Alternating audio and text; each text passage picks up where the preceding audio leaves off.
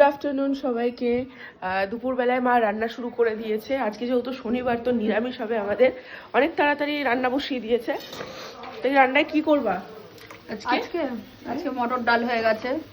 আচ্ছা। আর হচ্ছে এই যে শাক হচ্ছে মেথির শাক, হ্যাঁ বেগুন দিয়ে বড়ি দিয়ে আর মটরশুঁটি দিয়ে ভাজা, হ্যাঁ। আর হচ্ছে বেগুন ভাজা।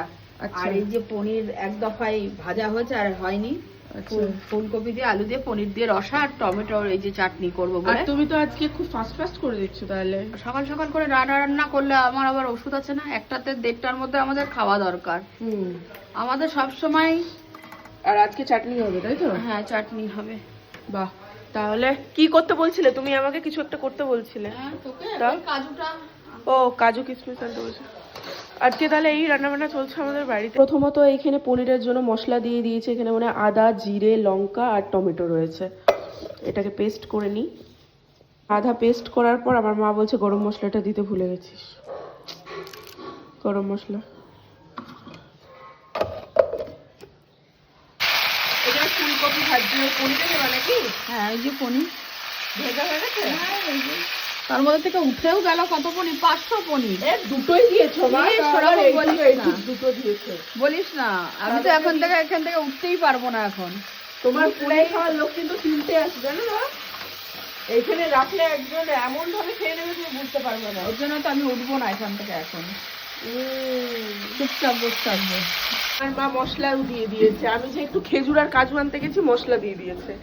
মশলার ভিতরে কি দিয়েছে? হলুদ, নুন আর কাশ্মীরি গুঁড়ো লঙ্কা, জিরে, আদা, না গরম না মশলা। ওইটা দেখিয়েছি।